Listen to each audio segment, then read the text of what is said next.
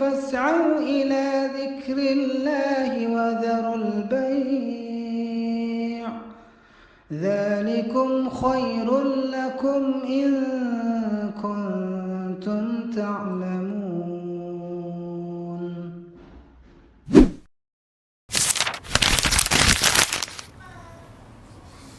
Alhamdulillah Allazi anzala as-sakinata fi qulubil mu'minin liyazdadu imanan ma'a imanihim. Ashhadu an la ilaha illallah al-maliku haqqul mubin wa ashhadu anna sayyidana Muhammadan abduhu wa rasuluhu sadiqu wa'dil amin. Allahumma salli ala sayyidina wa maulana Muhammad wa ala alihi wa sahbihi ajma'in. Ayyuhal hadirun ittaqullah haqqa tuqatihi wa la tamutunna illa wa antum muslimun. Qala Allah ta'ala fi kitabihil azizil karim wa huwa asdaqul qailin. A'udzu billahi as-sami'il 'alim minasy syaithanir rajim. Bismillahirrahmanirrahim. Wa may yuti'illaha wa rasulahu wa yakhshallaha wa yattaqhi faulaika humul faizun. Al-ayah. Shadaqallahul azim. Hadirin jamaah salat Jumat yang berbahagia dan dirahmati Allah Subhanahu wa taala.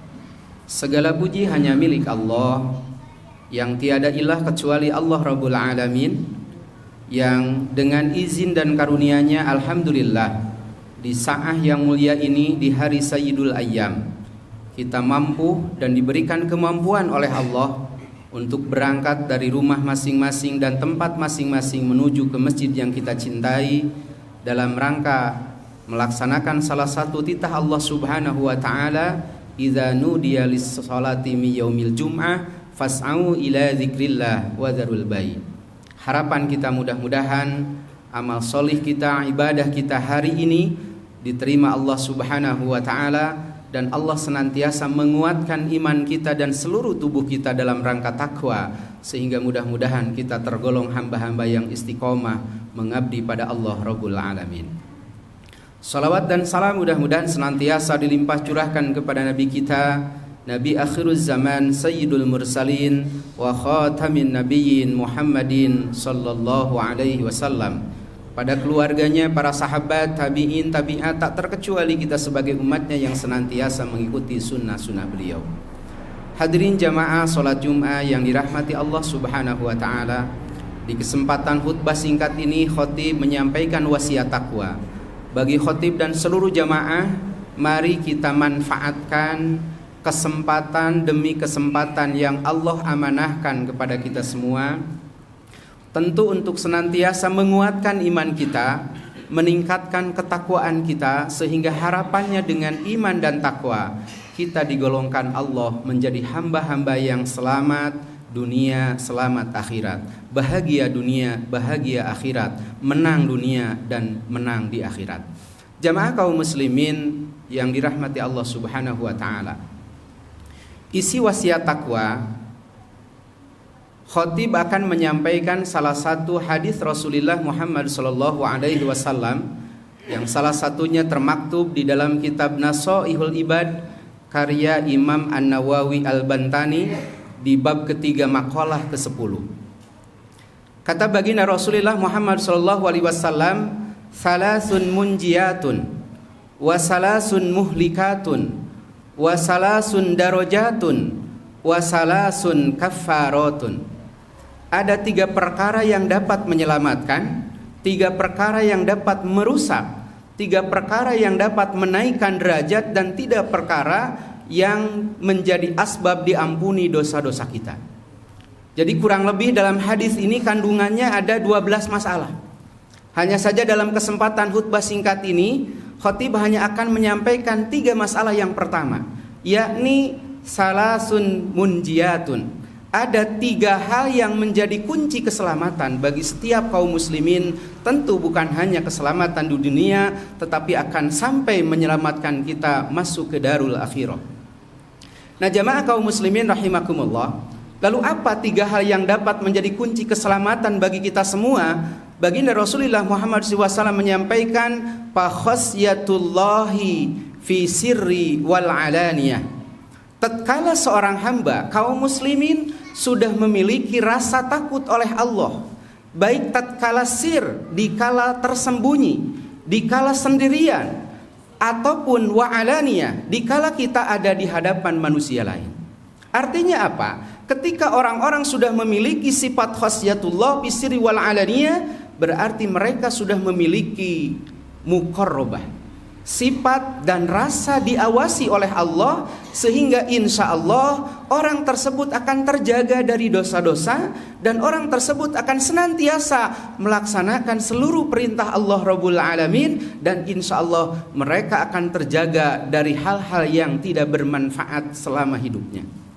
Nah jamaah kaum muslimin rahimakumullah, poin pertama ini selaras dengan firman Allah Subhanahu wa taala yang termaktub di dalam Al-Qur'anul Karim di dalam surah Nur ayat ke-52 yang berbunyi, a'udzubillahi samiil alim minasyaitonir rajim, bismillahirrahmanirrahim, wa may yuti'illaha wa rasulahu wa yakhshallaha wa yattaqhi faulaika humul faizun. Yang artinya, dan barang siapa yang taat pada Allah, taat pada Rasulullah Muhammad sallallahu alaihi wasallam, lalu di poin ketiga wa yakhshallah, dan mereka takut oleh Allah, wa yattaqhi, dan bertakwa pada Allah, faulaika humul faizun, mereka itulah orang-orang yang akan mendapatkan kemenangan, kebahagiaan, keselamatan tentu dunia dan akhirat.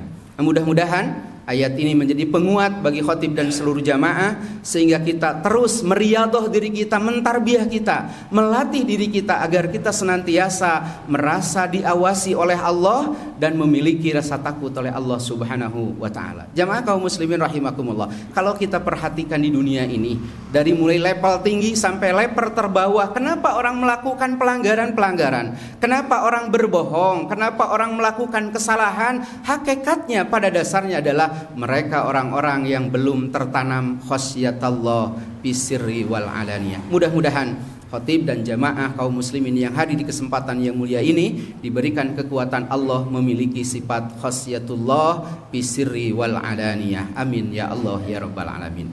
Jamaah kaum muslimin rahimakumullah, itu poin yang pertama. Lalu poin yang kedua, kata baginda Rasulullah Muhammad SAW, yang akan menjadi kunci keselamatan bagi kita semua adalah tatkala kita memiliki wal qasdu fil fakri wal gina. Dikala kita menghadapi urusan dunia, kita tidak menjadi manusia yang kikir. Dan tatkala Allah berikan rezeki yang melimpah, kita tidak termasuk kelompok orang-orang yang israf, orang-orang yang melampaui batas, orang-orang yang boros. Nah poin kedua ini selaras dengan firman Allah Subhanahu wa taala di dalam Al-Qur'anul Karim surah Al-Furqan ayat ke-67. Yang mana Allah di ayat ini sedang menjelaskan tentang indikasi orang-orang ibadur rahman. Dimulai dari ayat 63, Allah jelaskan tentang ciri-ciri orang yang tergolong ibadur rahman, hamba Allah yang disayangi Allah Subhanahu wa taala. Dan di poin ayat ke-67 Allah jelaskan, walladzina idza anfaqu lam yusrifu wa lam yakturu wa kana baina dzalika qawama. Yang termasuk bagian dari hamba Allah itu adalah orang-orang yang apabila menginfakkan hartanya, menggunakan hartanya yang diamanahkan oleh Allah Subhanahu wa taala, tatkala dia infakam lam yusrifu, tidak melampaui batas, tidak boros, walam yakturu, dan tidak kikir, wa kana baina dzalika qawama, tetapi mereka menggunakan di antara kikir dengan boros, artinya di antara fakir dengan kaya. Nah mudah-mudahan jamaah kaum muslimin rahimakumullah, andaikan suatu saat naudzubillah summa naudzubillah kita diizinkan oleh Allah Subhanahu wa taala yang hidup serba berkekurangan, maka janganlah memiliki sifat kikir. Karena siapa tahu dengan dermawan kita, dengan senantiasa kita berbagi dengan apapun yang kita miliki, itu justru akan menjadi pintu pembuka rezeki kita. Dan tentu rezeki ini tidak hanya berupa uang, tidak hanya berupa materi, tetapi serba hal yang Allah sediakan fasilitas di dunia ini bagian dari rezeki yang Allah berikan kepada kita semua. Nah, jemaah kaum muslim rahimakumullah, juga tatkala kita dianugerahi oleh Allah Subhanahu wa taala harta yang melimpah, harta yang berkecukupan, maka tentu kita pergunakan sesuai dengan ketentuan Allah Subhanahu wa taala. Jangan sampai harta kita digunakan dengan cara-cara yang tidak baik, dalam arti termasuk orang-orang yang boros, melampaui batas, tidak sesuai dengan anjuran Allah dan sunnah Rasulullah Muhammad SAW. Jemaah kaum muslimin rahimakumullah. Lalu yang terakhir, poin yang ketiga, kata baginda Rasulullah Muhammad SAW, kunci keselamatan itu adalah yang ketiga, apabila kita memiliki wal adlu fir ridho wal godob. Manakala kita memiliki sifat adil dikala posisi kita sedang ridho atau posisi kita dalam kondisi sedang marah. Nah, jamaah kaum muslimin rahimakumullah, kalau saya misalkan ilustrasikan salah satu contoh, jika kita posisi menjadi seorang hakim, lalu kita menghakimi dua orang yang bermasalah. Satu orang yang bermasalah memberikan hadiah, dan yang satu tidak memberikan hadiah. Maka tentu hakim itu teruji. Hakim itu diuji oleh Allah Subhanahu wa taala sejauh mana akan mampu memberikan hukuman yang adil, sesuai dengan fakta hukum, sesuai dengan kapasitas hakim yang memiliki keilmuan. Kenapa demikian? Karena secara naluri manusia, tatkala yang satu memberikan hadiah, yang satu tidak memberikan hadiah, maka tentu kita akan condong kepada orang yang memberikan hadiah. Jamaah kaum muslimin mungkin berpikir, saya yang hadirkan bukan hakim. Betul. Tetapi kita semua kadang-kadang sewaktu-waktu kita sering menghukumi sesuatu. Dan kadang-kadang kita menghukumi sesuatu tidak objektif. Ini yang diharapkan oleh baginda Rasulullah Muhammad SAW. Tatkala kita menghukumi apapun, maka tentu kita harus menghukumi secara objektif, bukan secara subjektif. Kalau saya ambil salah satu contoh, misalnya kita hidup bermasyarakat, rumah kita ada tetangga yang di sebelah kanan kita, ada tetangga yang di sebelah kiri kita. Sementara tetangga yang ada di kanan orangnya baik, selalu memberikan sesuatu kepada kita. Sementara tetangga yang ada di sebelah kiri belum pernah memberikan sesuatu apapun. Lalu suatu saat kita diberikan rezeki oleh Allah Subhanahu wa taala, katakan makanan atau rezeki yang lain. Pertanyaannya, tetangga yang mana yang akan kita berikan sesuatu? Jika kita manusia yang adil, maka tentu kanan kiri akan kita kasih, karena dua-duanya adalah tetangga kita. Tapi secara naluri, kita sebagai manusia tentu kita akan memberi kepada tetangga kita yang ada di sebelah kanan, karena mereka senantiasa memberikan sesuatu dan baik kepada kita. Sementara orang yang ada di sebelah kiri kita belum pernah memberikan sesuatu apapun. Tetapi manakala orang-orang yang adil, saya yakin akan berlaku adil dengan cara selalu berbagi kepada siapapun. Karena baik dan buruk yang kita lakukan, yang mereka lakukan, itu semua akan kembali kepada pribadinya masing-masing. Untuk itu jamaah kaum muslimin rahimakumullah, di kesempatan khutbah singkat ini, poin yang terakhir yang diamanatkan oleh Rasulullah Muhammad SAW agar kita menjadi manusia yang selamat dunia dan akhirat, maka berlaku adillah dikala kita menghukumi di antara dua orang dan menghukumi permasalahan-permasalahan yang hadir. Sehingga Allah Subhanahu wa taala menguatkan di dalam Al-Qur'anul Karim, di dalam surah Al-Maidah ayat ke-8 yang berbunyi penggalannya adalah i'dilu huwa aqrabu littaqwa. Berlaku adillah kalian, sesungguhnya adil itu lebih dekat dengan ketakwaan.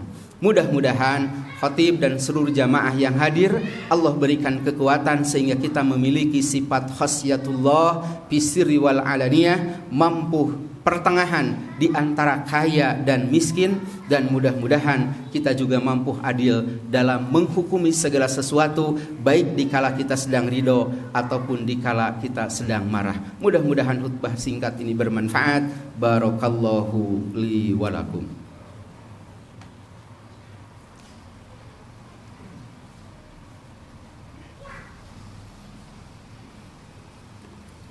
Alhamdulillah alladzi asasal Islam bisyahada asyhadu an la ilaha illallah wahdahu la syarikalah wa asyhadu anna sayyidana Muhammadan abduhu wa rasuluh alladzi la nabiyya ba'dah.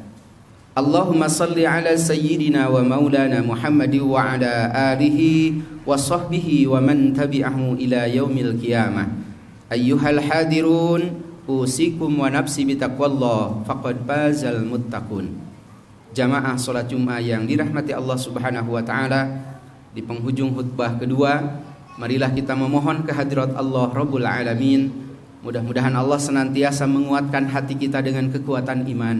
Allah kuatkan seluruh tubuh kita dengan kekuatan takwa, sehingga harapannya dengan iman dan takwa yang kita miliki, kita menjadi hamba-hamba yang senantiasa dekat dengan Allah, merasa diawasi oleh Allah, berlaku adil dan senantiasa posisi ada di tengah dalam menghadapi urusan dunia.